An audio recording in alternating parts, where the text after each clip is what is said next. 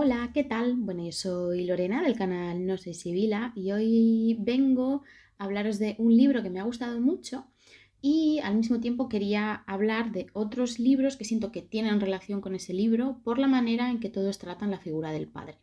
Porque este libro en concreto habla de la figura del padre y habla de una manera muy concreta y me apetecía como hacer un vídeo así un poco relacionándolo con otras cosas y demás. Bueno, el libro es este material de construcción de Eider Rodríguez, que Eider Rodríguez es una autora vasca que nació en Rentería en el año 1977 y ella escribió este libro en euskera en 2022 y este año lo ha traducido ella misma al castellano, ella misma junto con su marido que se llama Lander Garro, o su pareja, no sé si están casados, la verdad, estoy asumiendo cosas.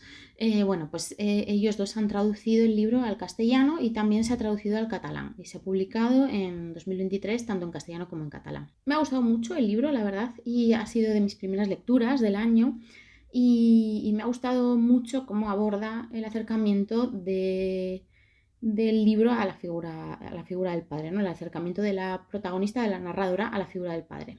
Voy a empezar un poco contándoos de qué va. Es un libro que la propia autora lo llama novela de no ficción.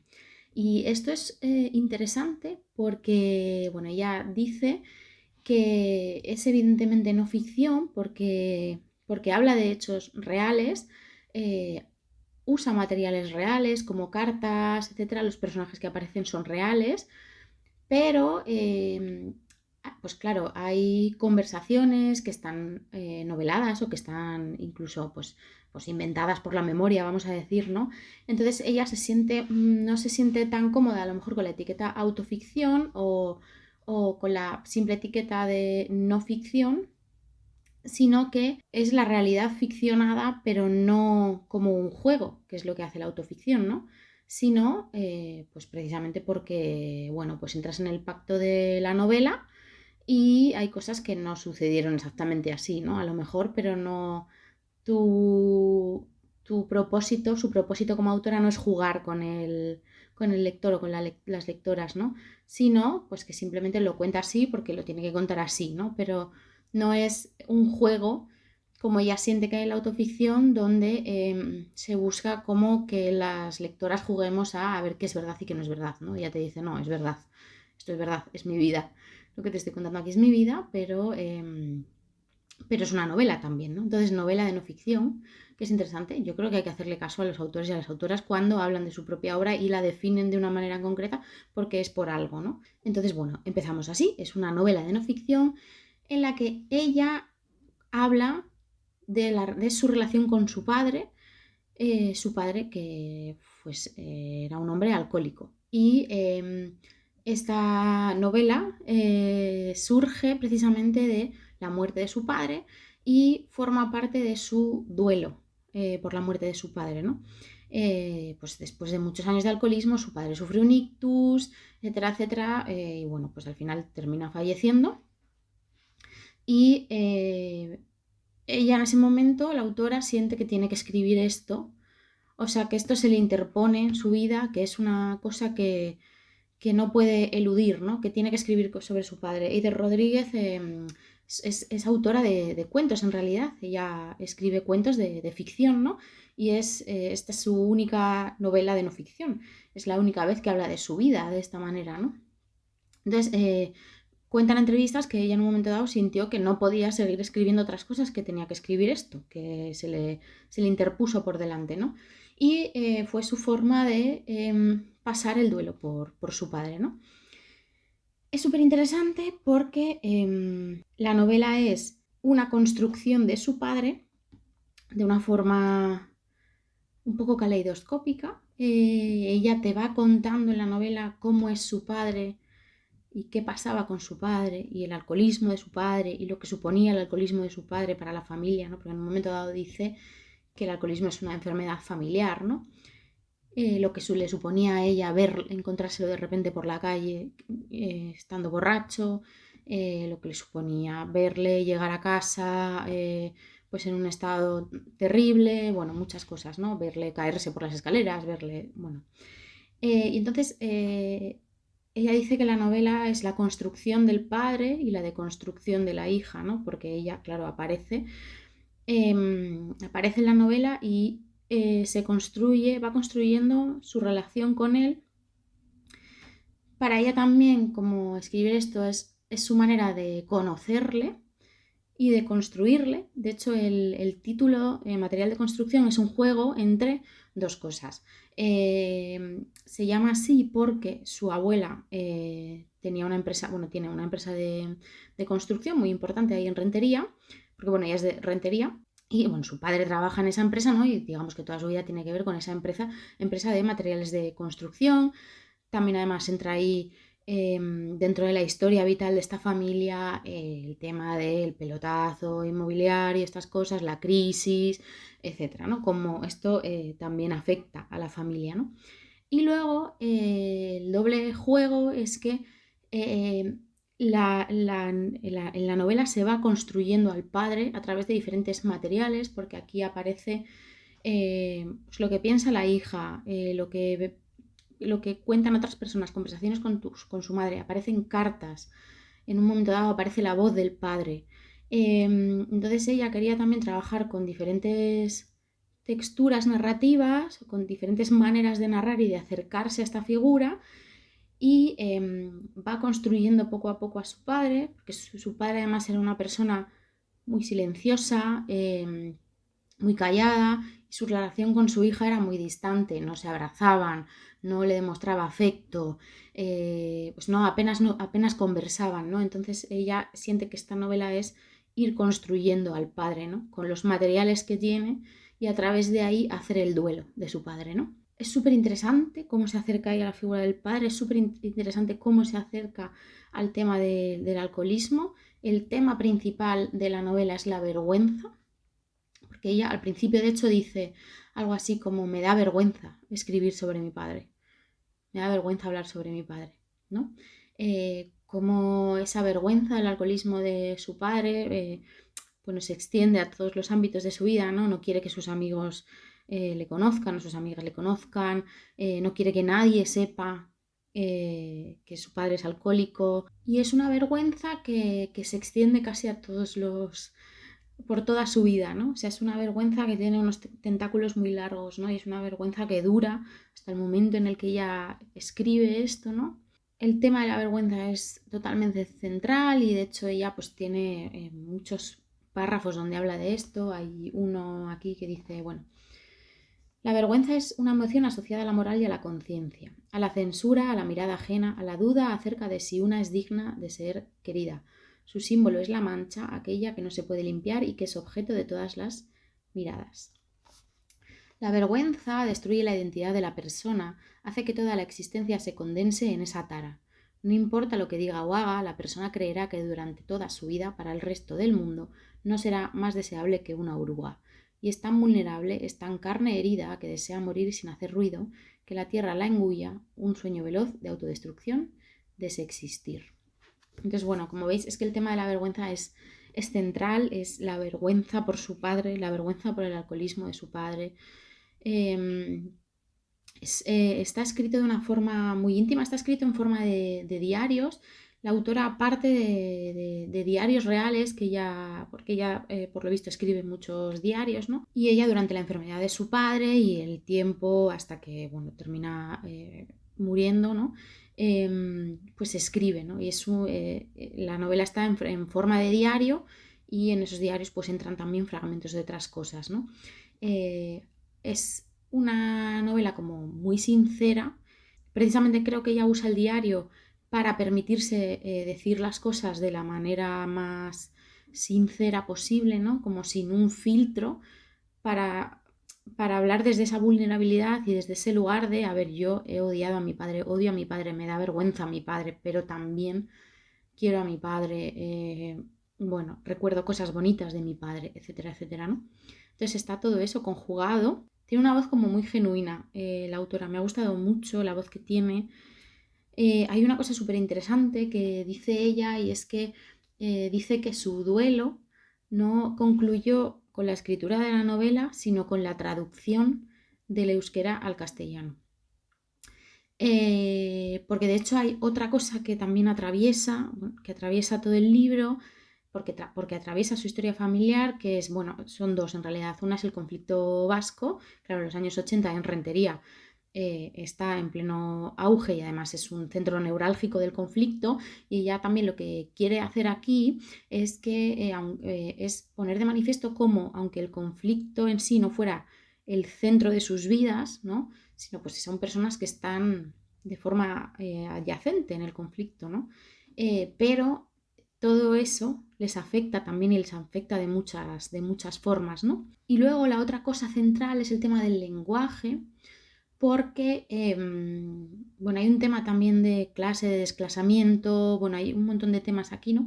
Y el tema del lenguaje es central, ella además habla muchas veces de construye el significado de ciertas palabras y de dónde vienen a lo largo de la novela, y uno de los temas principales es que sus padres no hablan euskera, no les enseñaron euskera, ¿no? Porque, bueno, pues el franquismo y demás, ¿no? Se suprime esta lengua, se entiende que además hablar el castellano es lo que tienen que hacer, pero la siguiente generación, es decir, sus hijas, ella y su hermana y demás, sí que hablan euskera, ¿no?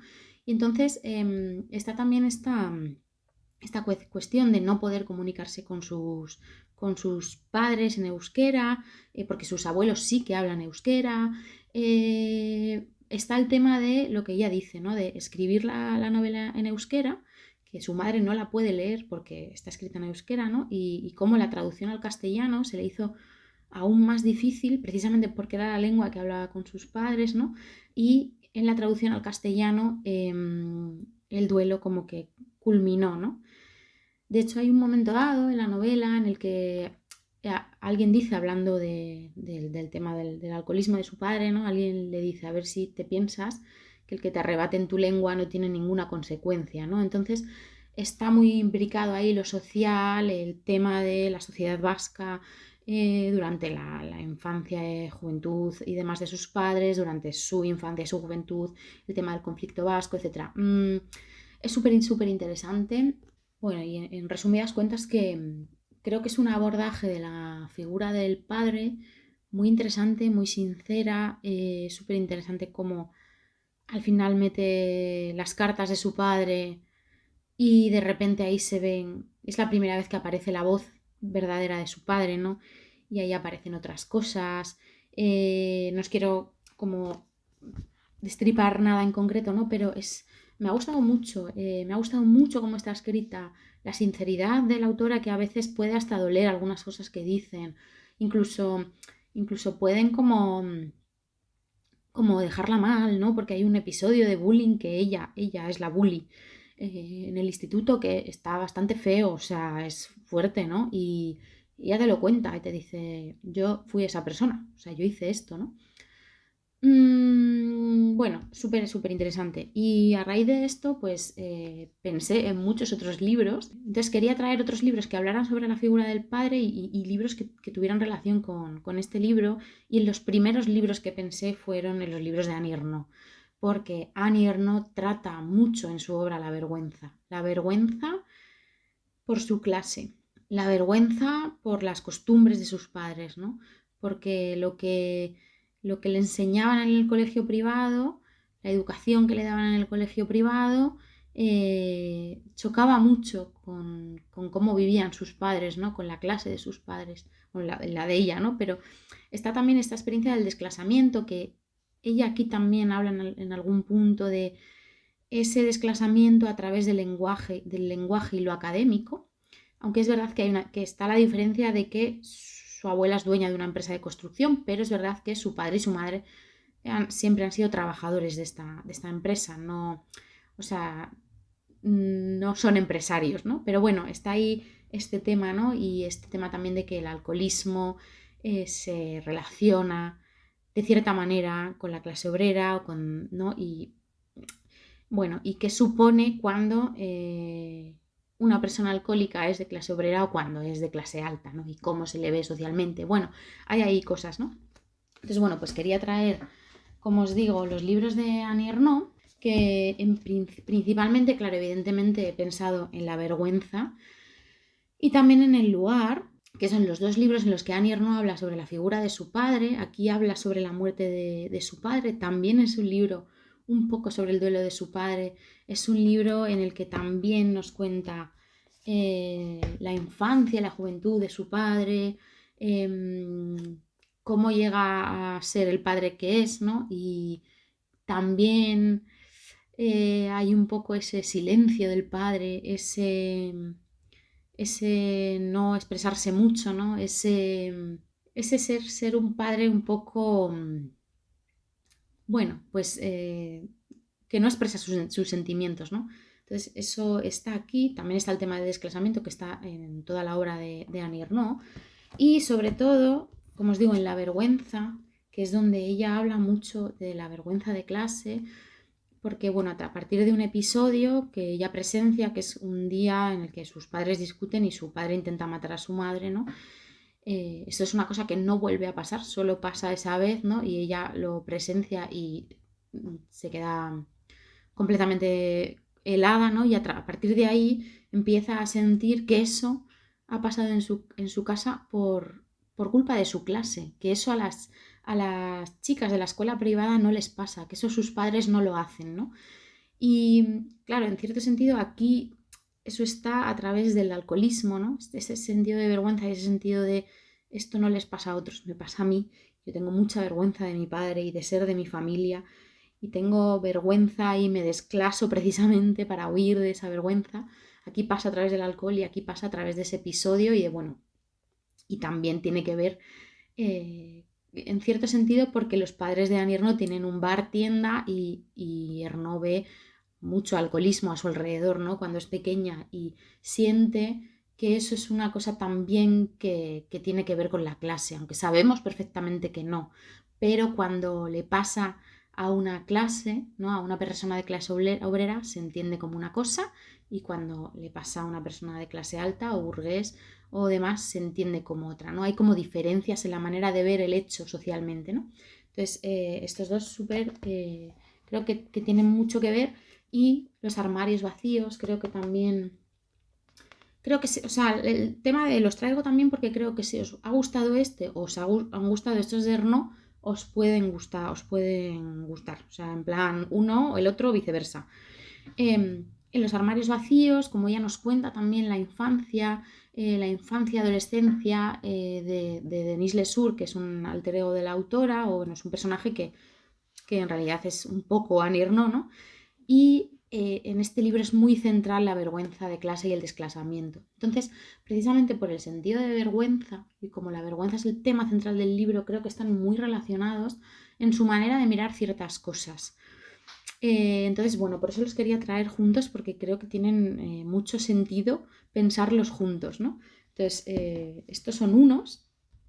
Otros que quería traer, porque es que cuando lo leía pensaba muchísimo en estos libros, ¿no? Son los de Edouard Louis, en concreto el libro de Edouard Louis que se llama ¿Quién mató a mi padre? Es bastante, o sea, es bastante evidente, clave el título, ¿no?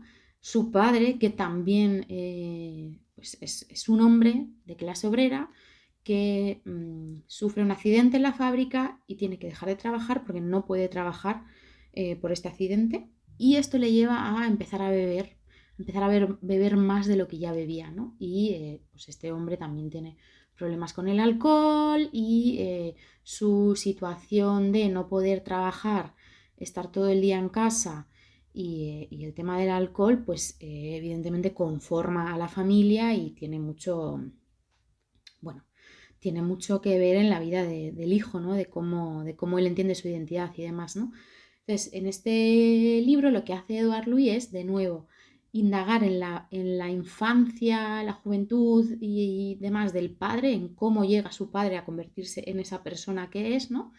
Y los problemas que tiene. Y luego tiene una parte muy interesante que es donde él habla de cómo ciertas políticas que se hacen en contra de la clase trabajadora son necropolítica, no son políticas de la muerte, son políticas que llevan a gente a morir jóvenes, a no tener mayor esperanza de vida, a tener más enfermedades, bueno, pues eso, son políticas que matan a gente, ¿no?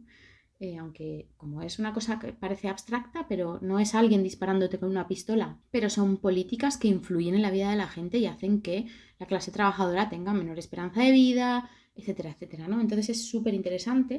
Y bueno, aquí también quería traer este de Edouard Louis, que es en el que, para acabar con Eddie Belleguel, que es en el que él habla de su propia infancia y adolescencia en el pueblo, con su familia, ¿no? Y habla mucho también de la figura de su padre, habla mucho también de la vergüenza de clase.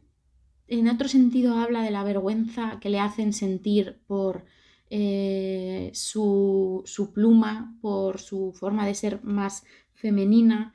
Entonces, en el pueblo y en concreto también su familia le hacen sentir muchísima vergüenza por esto y, bueno, ejercen mucha violencia contra él, ¿no? Y entonces tienen cosas que ver estos libros, o sea, siento que hay planteamientos que se acercan, ¿no? También porque habla mucho de su padre y bueno, pues estos dos libros juntos tienen mucho sentido y he pensado también mucho en ellos cuando leía el de Eider Rodríguez. Y el último que quería traer, por no ser muy pesada y muy cansina y no traer 18.000 libros, es El Club de los Mentirosos de Mary Karr. Por varias razones. Bueno, este es el primer volumen de las novelas de las memorias de Mary Karr, que es en el que habla de su infancia, y este es el libro en el que más habla de su padre. Habla mucho también de su madre, bueno, Eider Rodríguez aquí también habla de su madre, ¿no? Porque es inevitable, ¿no? Pero aquí es muy central la figura de su padre que es un trabajador de una petrolera en un pueblo petrolero de Texas, ¿no? Y que la lleva muchos días a el Club de los Mentirosos, que es un lugar, una especie de bar donde se reúnen los hombres de la fábrica, de la petrolera, ¿no? Pues a pasar la tarde a hablar y a beber, ¿no? Y ella está ahí, ¿no? Y bueno, el Club de los Mentirosos lo llama ella, sí, vamos, pero es como donde va, ¿no? Entonces, su infancia está muy marcada por el alcohol, la vida de su padre también está muy marcada por el alcohol, ¿no?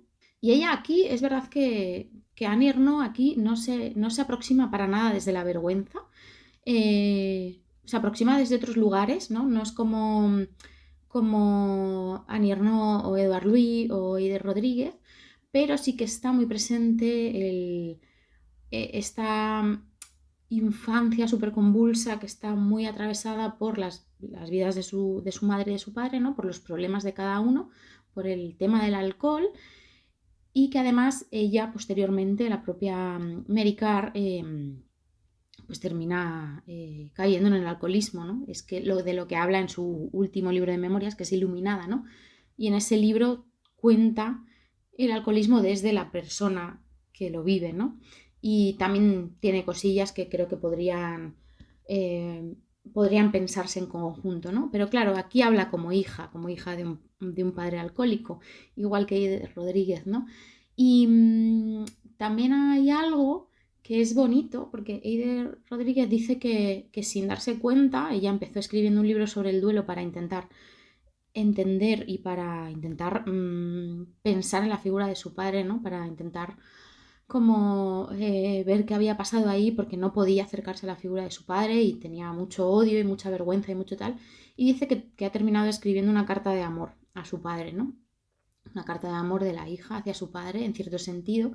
Y los libros de Mary Karr son muy curiosos precisamente por eso, ¿no? Porque son libros que a pesar de que te narran unas vivencias súper duras y una infancia súper dura y los problemas que tenían sus padres y demás, ella escribe desde un amor súper profundo a sus padres y a su familia y, o sea, es consciente de los errores evidentemente, pero ella escribe desde ese lugar, ¿no? Entonces siento que tiene también esa conexión. No sé, la verdad es que, bueno, todos estos libros que os traigo aquí a mí me han gustado mucho. Este me parece que es un libro, bueno, yo creo que se va a quedar conmigo tiempo, también por la forma de abordar ciertas cosas. Y bueno, pues quería traerlo porque me apetecía hablar un poco de él y, bueno, saber si lo habéis leído.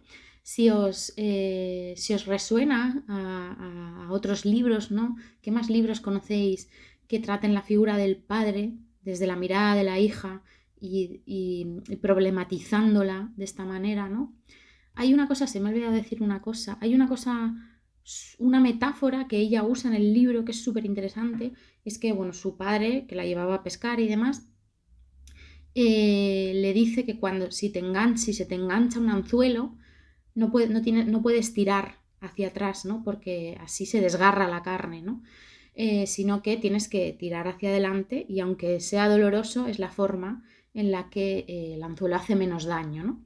Entonces es una metáfora de la manera en la que ella ha tenido que abordar esta herida, que es en lugar de tirar y desgarrar, ha tenido que pasar por ella y tirar hacia adelante y decir, vale, yo tengo que pasar por todo este dolor y por toda esta vulnerabilidad y por contar mi vergüenza al mundo, ¿no? Y por escribirla porque era lo que me estaba pidiendo mi vivencia y esa ha sido la manera de que no se me desgarre la carne, ¿no? De que la herida no se desgarre y termine siendo eso una cosa peor, ¿no? Entonces, bueno, pues con esa metáfora termino mi vídeo sobre material de construcción. Entonces eso, contadme si sabéis más vídeos, más libros que hablen de este tema y demás. Si me dejáis alguna recomendación en los comentarios, pues yo encantada de leeros. Y nada, eso es todo por el vídeo de hoy. Os mando un besazo gigante.